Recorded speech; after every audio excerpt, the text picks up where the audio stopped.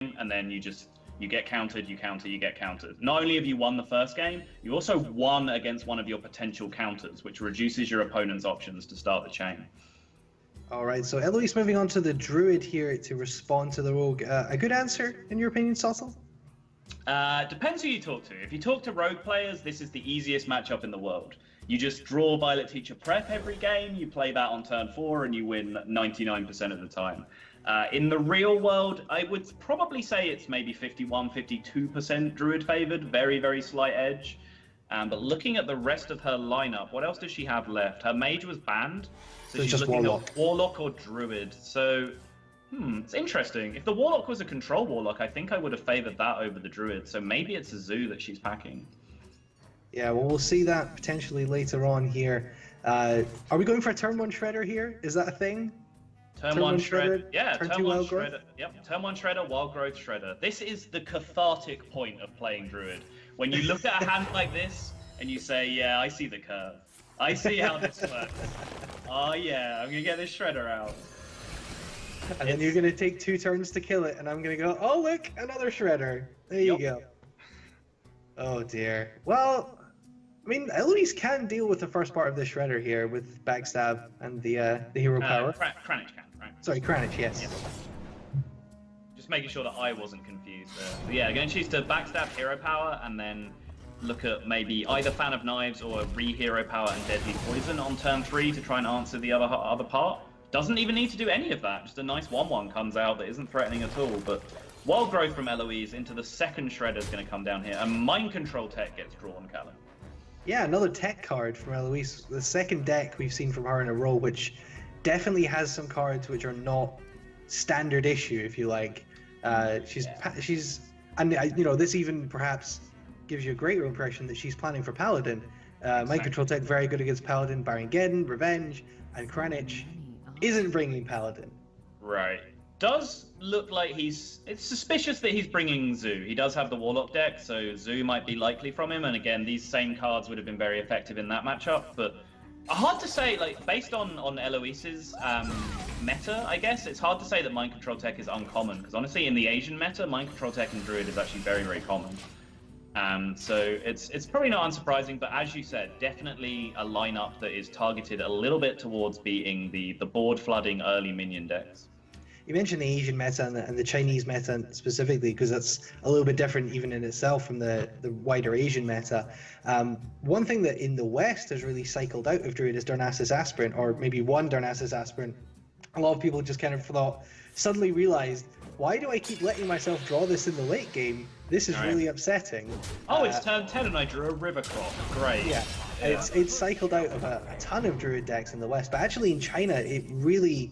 at least I haven't cast anything from China for about a month. There hasn't been any kind of major events, but the last major events about a month ago, double Darnassus was still in every Druid list. Interesting. I think we're actually getting to the point again in the West, in EU and Asia, where it's starting to sneak its way back in again. You know, Firebat gave a really, really great speech about this on stream, where he articulated a lot of the same things that I was thinking at the time. I took Aspirant out of my deck around the same time that Firebat did, and then was like, oh, hey, Firebat's doing this, it's probably right. But he gave this great speech about how it's a card that's only good when people aren't expecting it. So as soon as the meta says Darnassus Aspirant doesn't exist, put Darnassus Aspirant back in your deck and then you win the tournament, right? Which is just a really great analysis of kind of the fluctuating meta. I want to talk about this choice here from Eloise, going for the silence on the Edwin rather than the damage and the trade with the 2/2. Wait, you want to damage it and Wrath, potentially? Yeah. Right. Well, I mean, this develops another minion on the board, right? So in terms of tempo, this is an improvement. You could have Wrathed it, traded, and played Mind Control Tech. So your board would have been 3/3 against nothing, rather than 2/4, 2/2 against 2/2, plus the face damage. So yeah, I'm fine with her being aggressive here. You would have had the silence for the Belcher, though, which is a little bit upsetting now in hindsight. Yeah, but I mean, in terms of the 2 silence effects, she got more value out of her silence this way, honestly. She reduced the board by +2/+2. Just silencing a Belcher, it's still there as a 3/5, it's still able to impact the board. Obviously, it's a great silence target, especially when you're being aggressive with Druid with a Savage Roar in your hand, but overall, I think it's hard to pass up silencing that everywhere. Yeah, I think it's a pretty decent heads-up play from Elise to recognize that she has a Savage Roar, so the potential for some kind of Savage Roar play. From who? Sorry? From Eloise. I said Careful. Eloise.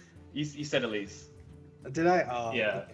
We don't want to get into Wreckful territory here, Callum. Let's be careful. Hey, at least I'm gonna call her right girl's name each time. Okay. All right. But yeah, for Eloise to obviously recognize she has a Savage Roar in hand, hasn't drawn a Force of Nature yet, but just filling the board, being aggressive, and then being able to Savage Roar for a bunch of damage, for if you've got like 4 minions on the board already, is a very, very potential out as a druid. Sometimes you don't even need Force of Nature or Savage Roar. One or other will do in a lot of situations. Right. And Eloise here looking at a situation where Dr. Boom is green, and honestly, the Boom is green meme has kind of lost its impact as time's gone on. A lot of times, investing your whole turn just in Dr. Boom can sometimes lose you a game if your opponent has the big game hunter to be able to swing back. It's an important thing about tempo, about not investing all your tempo into one card when you're ahead, because that's what gives your opponent the opportunity to swing back. But in this situation, against Rogue lies in bed at night and cries having nightmares about Dr. Boom. So if Boom is green in this matchup, you play Boom. Oh, there's the Blade Flurry pickup. Could be nice here. I mean, it doesn't deal with the Dr. Boom. You can deal with everything except the Boom. He doesn't have the mana, is the problem. Unless you just want to raw Blade Flurry with the dagger, but that doesn't really do too much. The dagger up, Tinker Royal Blade Flurry is going to be 8 mana, no prep, no way to cheat out some extra mana here. So the Blade Flurry probably isn't too much of an option. Although dagger up Blade Flurry SI. Yeah, that's actually the line I was looking at. Yeah. You would leave the Boom itself, but you would clear everything else on the board. You would clear the Boom as well, as long as your Drake lives to attack. Oh, sure, yeah. I mean, you can trade, but the play that you make would clear the rest of the board. Right. And yeah, you have to Flurry and then SI, just with the dagger. Yeah. So if the Drake lives here, we're good. Alright. And the Slime lives as well, which is actually really, really awesome for Kranich, because he now has that additional taunt protection while at 14 health. So actually worked out pretty well here. Good recognition to spot the board clear. Gets a little bit of luck from the Boombot, not only not killing the Drake, but also not killing the Slime. So suddenly Kranich is looking in a pretty solid position. Yeah, a great swing back. You know, as you say, playing the Dr. Boom the whole turn gives your opponent an opportunity to put together something and swing back. It's almost like you know what you're talking about, Sato. Sometimes. Lower thefts here. Sorry, I've been told I have to stop saying lower theft. I was going to say, yeah, you and Blackout, the only people who say lower theb. Yeah, alright. So Twitch chat, every time I say that, I give you permission to spam LOWER theb in chat until I stop doing it, okay? We'll get it out of my system. So low theb being drawn that turn is actually a really, really important draw for Eloise. Not only because it's just a great play against Rogue in general, but look at the state of Kranich's hand right now. Before that deckhand was picked up, it's just 4 spells. Yeah, it's very impactful to play low theb against Rogue at the best of times, but when your opponent has almost literally nothing to do as a result, a 7 mana Eviscerate is all you can do. And throwing that deckhand away to activate the Eviscerate, because again, there's nothing else you can do. And that's just going to get cleaned up by Wrath, so that takes away some combo potential with these Tinkers. That draw chain though, Wrath cycle into Drake cycle into Lore cycle, that is insane, and we are very, very likely to see a Force of Nature picked up very soon to go into Eloise's hand here. So Kranich is going to have to find some additional answers here. Sprint, good card to pick up some additional answers. Abyss comes down, deals with the Drake, but still, anytime Force of Nature comes out, we're staring at lethal. Yeah. Yeah, can we talk about this? Sitting with 2 Savage Roars in hand, Eloise was thinking, do you know what would be really nice if I could draw some of my card draw cards here? And Hearthstone was just like, sure, let's give you 5 draws and 4 of them be your draw engines. 5 out of 6, right? Wrath, double Drake, double Lore out of 6. Yeah, 5 out of 6. Yeah. 6 cards in row, 5 of them draw cards. Okay. Druid things. This is what we were talking about earlier. Is a lot of people talk about the combo, but Ancient of Lore is a thing. Is a beast, and Innervate isn't a beast. No. Ancient of Lore, Innervate, and other cards in Druid are just as destructive. Ancient of Lore is one of the few 7 drops in the game that when it's turn 7 and you have that and Doctor Boom, you pause.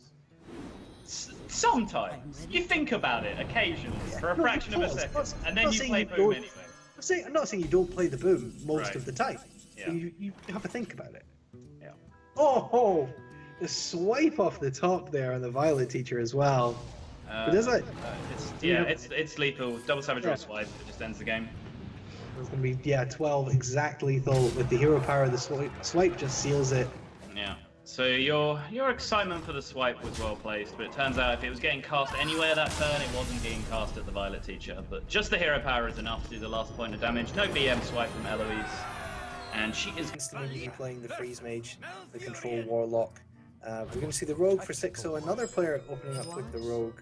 Looks like an Oil Rogue and a fairly standard looking Druid, albeit very shiny from the Jordude. It is a very shiny, glossy looking Druid. Living Roots, Emperor, and Big Game Hunter, not the greatest of early mulligans against Rogue. Living Roots, fantastic card to have in your opening hand in pretty much every matchup, but against Rogue, a little bit diminished value because of how weakly it interacts with the hero power, but he's just going to choose to keep it in his hand, doesn't really want to draw it later, and, well, we're set for turn 7, Callum. That's about what we can say about that hand. Yeah, I was going to say, well, you've drawn the Living Roots, which, as you say, is a great card to have in turn 1, and you've got the combo, which is your finisher, and I guess all you got to do now is fill in the blanks, right? Yeah, we saw Life Coach do this to relative success in the Class Legends tournament that I casted recently, where on more than one occasion he dumped his entire hand into just one big ramp play. I think we saw like Wild Growth, Innovate, Darnas's Aspirant to like empty his hand at the start of one game or something like that. Then another game, it was just like Wild Growth into like Innovate, Dr. Boom, Living Roots or something, just dumped his whole hand again. And then he just kept ripping like Shredder off the top with 4 mana, Emperor off the top with 6 mana, Ancient of Lore off the top with 7 mana. It's a thing that Druid can do, for sure. And straight away, there you go. You see the Pilot Shredder from Jordude starts to make this hand look a whole lot more promising. Yeah, it doesn't go for the Innovate Shredder, though. He doesn't believe, Callum. He doesn't believe in his deck. That Shade is there as the next card. He just had to believe in it. But no, he's gonna pass it up. Looks like by keeping the Innovate, basically any card he draws gives him a curve. So yeah, the Azir Drake here, for example, lets him play the Innovate curve. Druid of the Claw would have done the same thing. If he'd have picked up Emperor, he then would have had the curve of Piloted Shredder into Emperor. So keeping the Innovate at that turn actually gives you a lot more flexibility overall. Well, there's a second Savage where we're talking about Innervates. That could be potentially a lot of damage coming in for Jordude here. The double Savager first finish, I believe, is 21? 22. 22, sorry, yes. So he picks up an Innervate, that would be a lot of damage to be able to finish this game with. But there's Dr. Boom as well, so some pretty good cards being drawn by Jordude. He'd like to pick up a 5-drop for next turn, smooth out his curve. But what are things looking like for 6-0 here? Yeah, not bad. He had the Backstab SI turn on the previous turn. Those are the big turns you're looking for. The Violet Teacher prep turns, Azir Drake prep, SI Agent turns. Things where you remove a minion and play a minion at the same time. That's what Druid really struggles to deal with in this matchup. So starting things out with the Backstab SI was really nice for him. He can now follow that up to have a nice competitive board against this Shredder with the Farseer. But from this point, he's kind of running out of proactivity in his hand. He's just sat on answers. So wouldn't be at all surprised to see some sort of answer come out here. Like Deadly Poison would be the dream draw here, I think. Shade, not a terrible pickup for Jordude here on the Druid side, and the... Oh, never mind. That is better than Deadly Poison by an order of magnitude. I forgot Blood Mage existed for a second. Wow. And there's a Tomb Pillager as well, which is nice to be able to control the board. You know, if Jordude doesn't pick something up here, doesn't pick up a minion he can play. So the best he can do is swipe this board, and then 6-0 has a Tomb Pillager to start building up a board on his own side. Yep, Tomb Pillager and load up a dagger here. I was going to say, he's drawing a fair few cards before his next turn. So he's going to draw 2 here, one off the Blood Mage, one naturally. Then he's going to play his Pillager, and he's going to get another card draw the next turn. So he had plenty of turns to pick up a weapon buff for those Blade Flurries that he has in hand. So having immediately now picked up that Tinker's he's looking in decent shape, but as we mentioned in the previous Rogue game, there are many nightmares about the card Dr. Boom had by Rogues here, and it often just demands a Blade Flurry on its own a lot of the time. And it's actually not too far off potential lethal for 6-0, right? Because he has the Tinkers and the Blade Flurry, so he can build that up. So coin of this face, and then there is 6 damage, that's 10. Tinker's Oil adds 6, 16, and then Flurry is 20 damage, I believe. Yeah, so not too far off. And if we were to pick up something like a second Tinker's, there'd be a lot of potential. Well, you could play all of that in one turn. Well, you couldn't play the Eviscerate. Right. You could do double Tinker's Blade Flurry. Yeah. He could actually work the prep in this turn, so he actually has 22 as well. He could cast the SI agent as well, but still not enough. But the SI is definitely an appealing-looking option here to help deal with that Dr. Boom, but the problem with it right now is that you don't have anything too appealing to combo with it. A lot of options here. It looks like we're going to see the Blade Flurry turn come down here, and then Eviscerate SI7 agent to take out the Dr. Boom. Oh, the 4 damage. The 4 damage to the Tomb Pillager is brutal for 6-0 there. Yeah, that's pretty nasty. Not even like a 3-1 or 2-2, just a straight 4, and then some more damage to the face. I mean, I'm all on board for Druid of the Claw Savage Raw face this turn. I don't know about you, Callum, but I'm looking at what my hand does right now, and it feels like Druid of the Claw Savage Raw progresses the game forward in my favor the best. I mean, it's certainly it's a gutsy play, but yeah, that looks like what Jordan is going for. I mean, sure, when you've got combo in hand and it's coming up to turn 9 and it would give you lethal, yeah, definitely a play. So hold on just a minute. That is 4 damage, 6 damage, 12 damage, 18, I believe.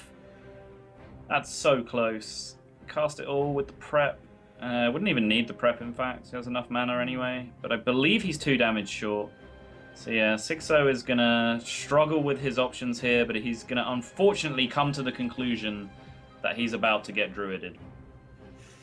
Yeah, and this is the sort of situation where if this was Conquest, you might see 6-0 concede here. Yeah, looking at his face, he knows exactly what's about to happen. And 6-0 has been vocal in his hatred of the Druid combo.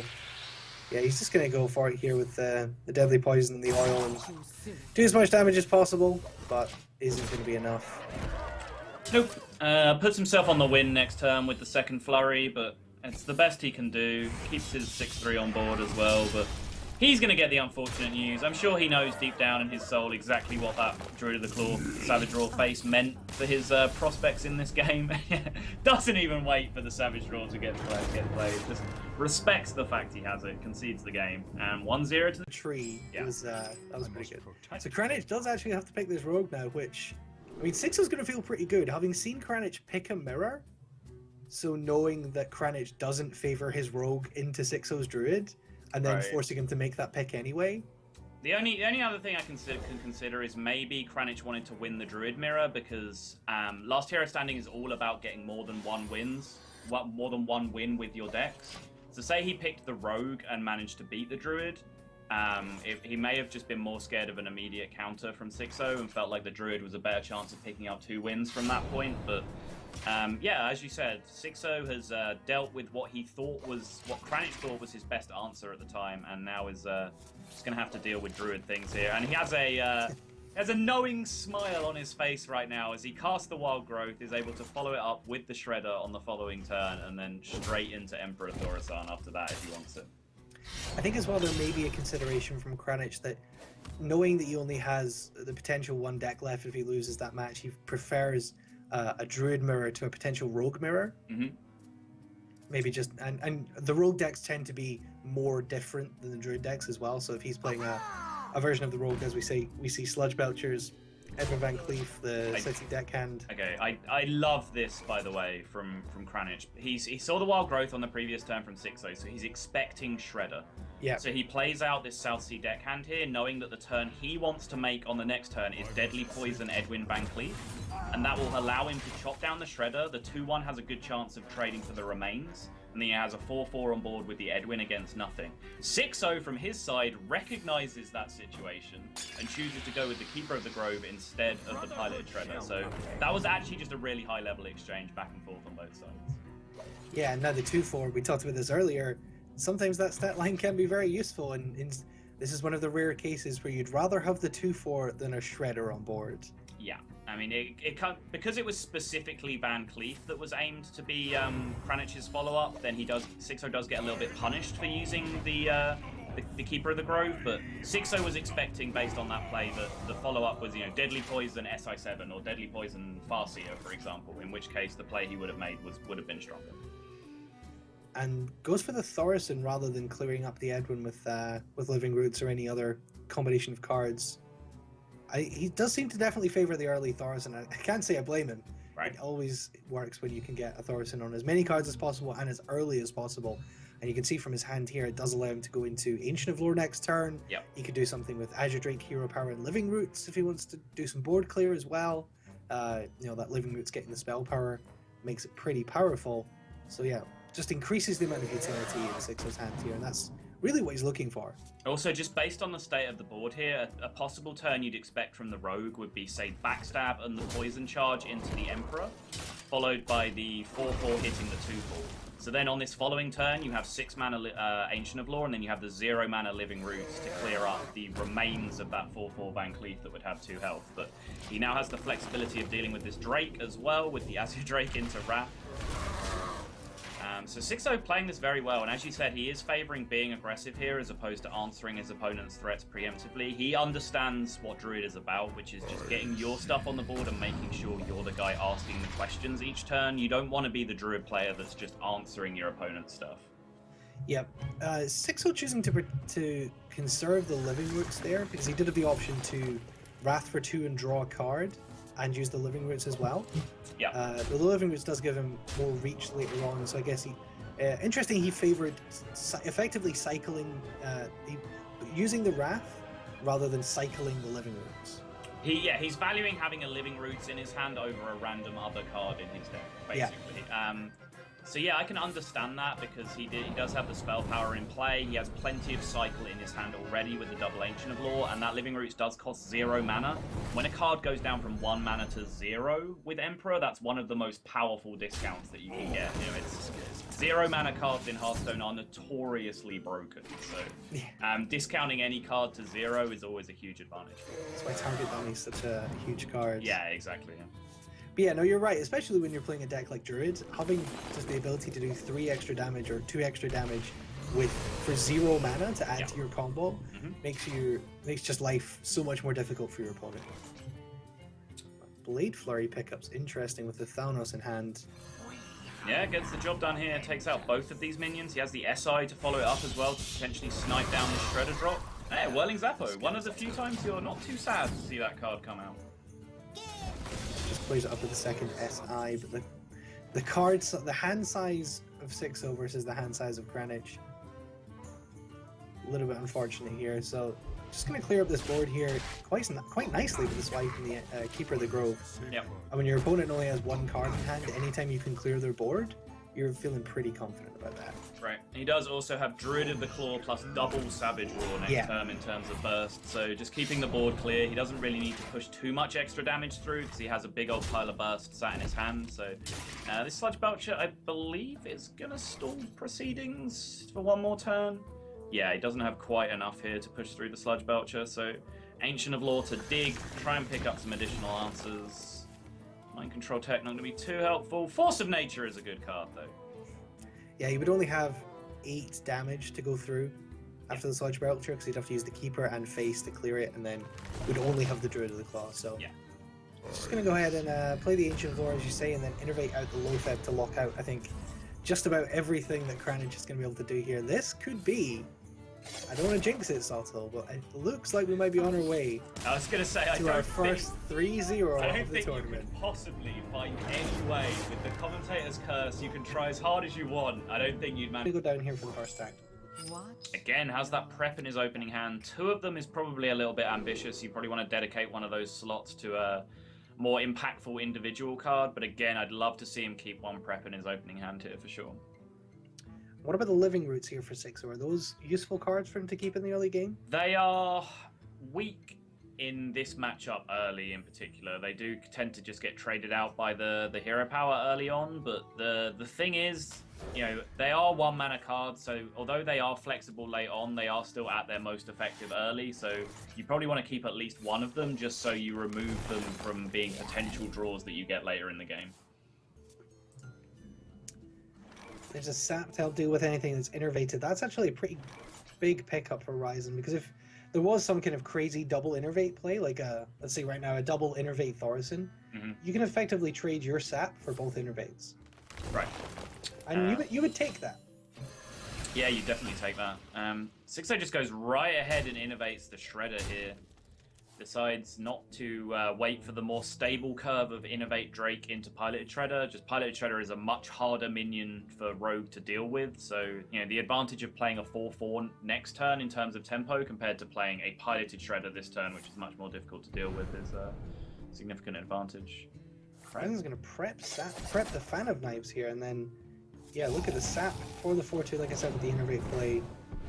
6-0 not happy to see that. So yeah, the Innervate just effectively wasted for 6-0. And now nothing to do this turn. Feels bad, man. Hero power faced on turn 3 after using an Innovate. So turns out that going for the more solid curve of Drake on 3 followed by Shredder on 4 would have worked out a little bit better, but can't blame 6-0 for trying to take the risk there, be aggressive, rush the Rogue down as quickly as possible.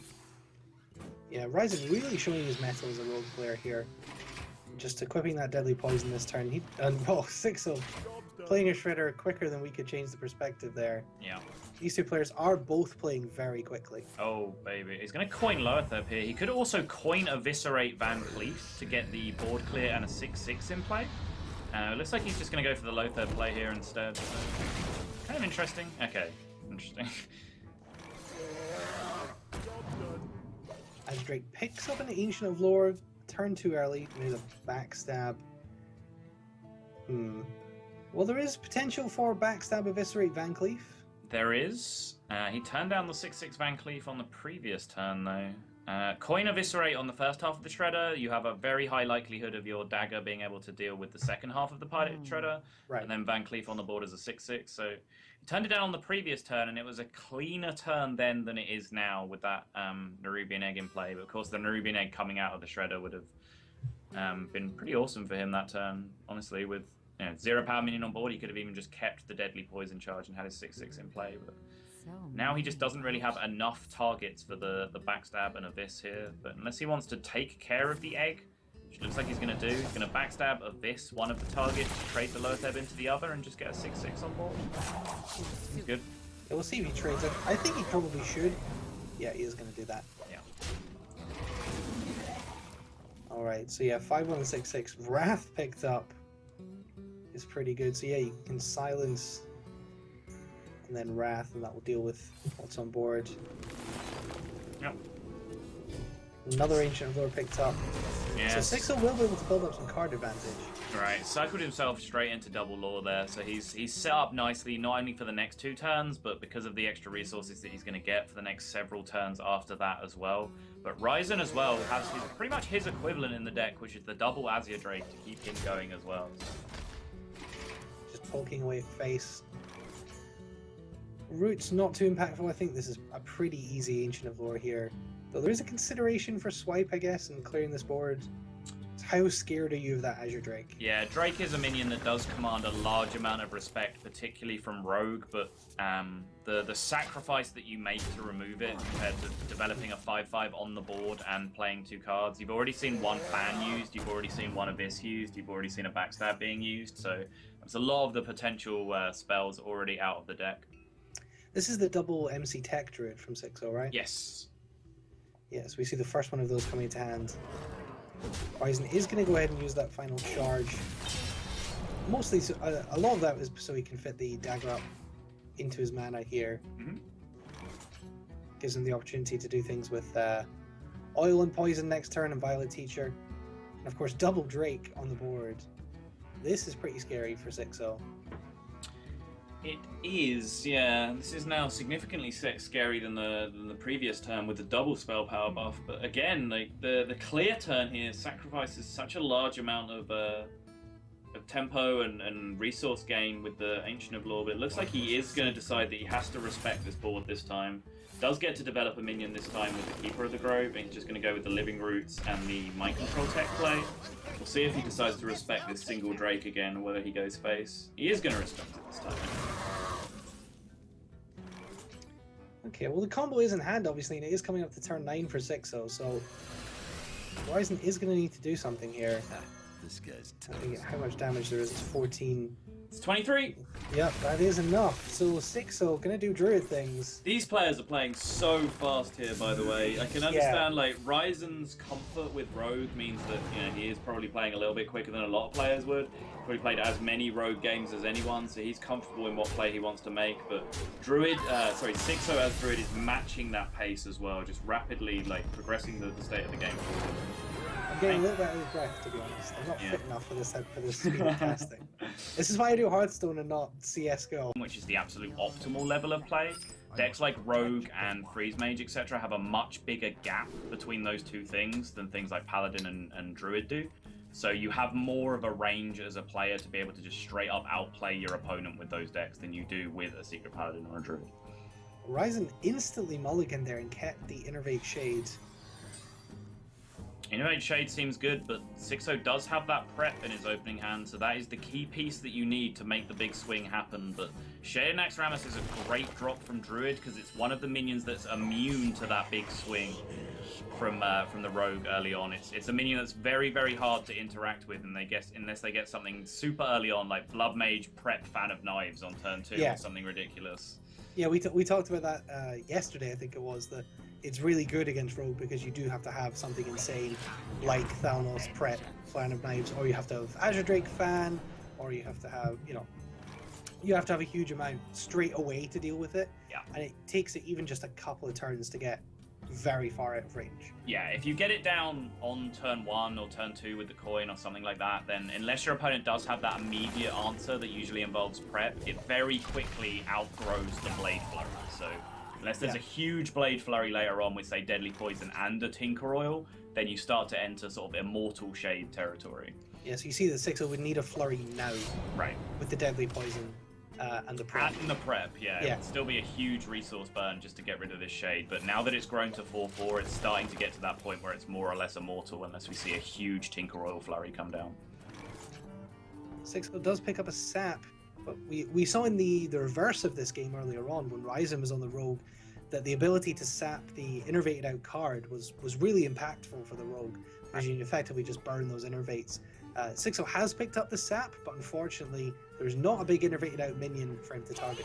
Yeah, and you see the exact thing that I talked about early on, which is why the Shade is a great minion to have early. If any other minion was in play there, we would have seen exactly the Violet Teacher prep sap that I talked about as a key point in the matchup early on.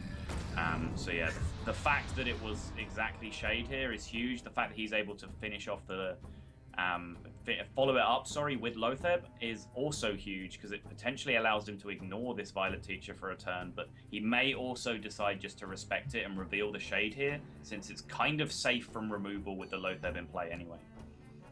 Yeah, he's going to go ahead and do that, which I like. Yep. There's going to be a Belcher, probably? 6 mana Deadly Poison. Feels bad, man. Yeah, I mean, the first part of the Belcher just dies to the Shade straight away. If you want to go down that route, you can just silence it and go face. Yeah. If Ryzen wants to be super aggressive here. Yeah, it is a little bit awkward. You have an important decision to make here, because if you trade off with the 5/5, which seems like the natural trade, suddenly your board is exposed to Blade Flurry again. Whereas if you trade with the 6/3, you're kind of just giving up an entire minion for free by respecting a card that your opponent might not have. So you have to really consider your opponent's outs here and how bad, for example, them having Blade Flurry is if you make the favorable trade. I feel like if you're playing Sylvanas alongside this, for example, or if you're coining Ancient of Law, then the potential for your rogue opponent to just dagger up, hit the 5/5 minion, Deadly Poison up, hit the 5/5 minion, and then flurry the whole board away is pretty devastating. But Ryzen is going to decide, wow, he's going to heal the Shade. Okay, that's awesome. I really like this, actually. It's not a play that I considered, I'll be perfectly honest, but he does have the Drake in play. So, sorry, a Drake in hand, so he has the option for card draw, doesn't necessarily need the card. So this is an awesome line to take here to play around Blade Flurry. Yeah, I really like this. I mean, we can see the hand, obviously. We know that the Blade Flurry isn't there for the punish. But 6-0 does have a Fan of Knives to cycle, so he had 2 draws to try and hit it. Does have a sap now, finally, for this Shade. He can use the SI7, so a little bit unfortunate that heal on the Ancient of Lore isn't going to really work out for him. Yeah, and unfortunately the combination of Backstab and Deadly Poison as well does just result in a full clear here, so 6-0 has managed to get into that situation where the tempo has been swung entirely in one turn, which is what the Rogue needs to do, and from a pretty disgusting looking position for him, to be honest, he's managed to get in a decent position. Even though he's low on resources, he does have that prep sprint to refill on a future turn. Yeah, and if there's something not too threatening coming down from Ryzen here, you'd think he'd look for the prep sprint straight away if possible. Azure Drake, probably the weakest turn that we've seen from Ryzen this turn, and to his detriment, it's the turn after Rogue has probably had their best turn so far. And the fact that there is a weak follow-up gives 6-0 that breathing room that he needs to do the prep sprint combo. Get into a ton more resources here. He'll be looking for potentially another 3-drop here to play. Looks like he's going to go for the Fan of Knives instead, just clear out this Drake. And he's back in the same position, 3-3 against an empty board as he was in the previous turn. Yeah, this is nice for 6-0, being able to use that Fan of Knives. It's nice to have that insurance when you prep Sap, that even though you've only got one other card in hand, it's a card which is perfectly acceptable to use after the prep Sap. So even if you're prep Sap... Sprint, right? Prep Sprint. Yeah, sorry, the prep sprint. So after you've used the prep sprint, you have a card in hand already that is perfectly fine to use, even if you whiff on the prep sprint for a 3-mana card to play. Yeah, sure thing.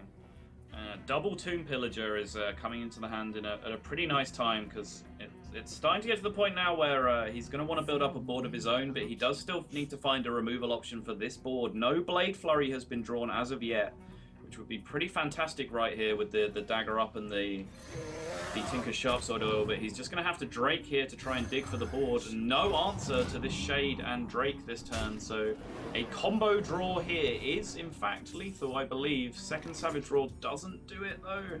19. 20 with the hero power, right? 7 plus 6 twice, yeah, 20 damage. So just a little bit short here for Ryzen. What does he do here to clear up this board? I mean, he's just seen a Farseer used, so if he feels like that's the healing exhausted from 6-0's deck, and we haven't seen a lot of Healbot being played in this tournament for sure, Rogue. So he can just go ahead and deal that 20 damage this turn, and then he has the 2 damage on the follow-up with the Keeper of the Grove that will beat all options. It will beat Taunt, it will beat Loatheb as well. But the other concern there is just the threat of dying straight back from your opponent, because there is 10 damage on board for them at the moment as well.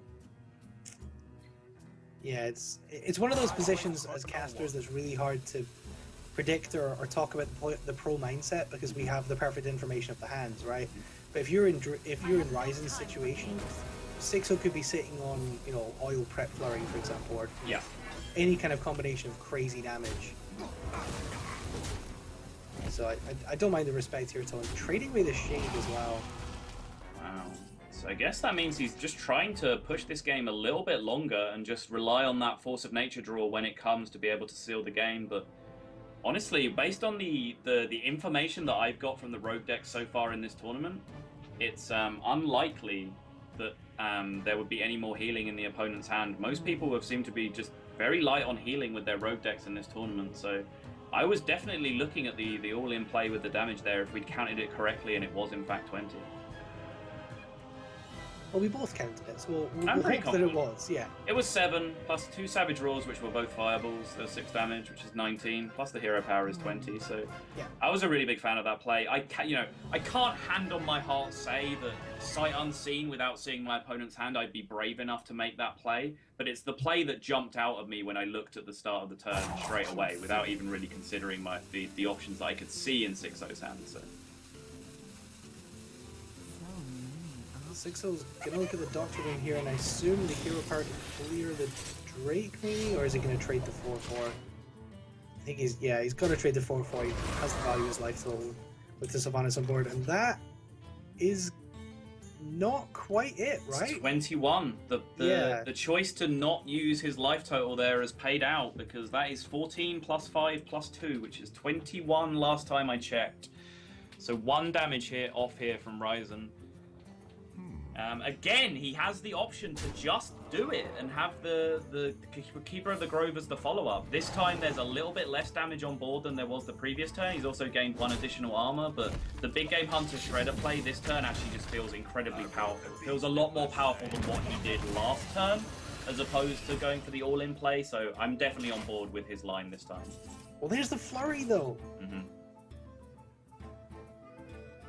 Wow, so he can hit into the Sylvanas here, and I mean he can do the Deadly Poison Tinker's Blade Flurry if he wants. He can, but the problem is, for the guaranteed clear, he has to hit the Shredder with his face. He can rely on the Boombot to take care of things for him afterwards, but in order to get the guaranteed clear, he is going to have to hit that Shredder first, which isn't going to be good enough based on the hand that we see. So yeah, so if the Boombot hits the Shredder, there's no way for Ryzen to get the lethal here. Right. But he can't even, so, you know, you could just buff your dagger, flurry, and then attack into the Shredder drop afterwards, but that's not an option that's available because of the fact that the Sylvanas is on board. So if you flurry and kill the Sylvanas beforehand... Ooh! Does choose to attack, gonna use the Boombot to take care of the Sylvanas afterwards. And that is going to be Ryzen through Callum. To what? Where is he? To the final! To the in the final! He has the combo. 6-0 who Druid memed Kranich 3 games in a row. Damn! In our first game of the day. Damn, that dance though from Ryzen. This is a man I think that was a dab, actually. if you follow your American football. Yep, he is dabbing.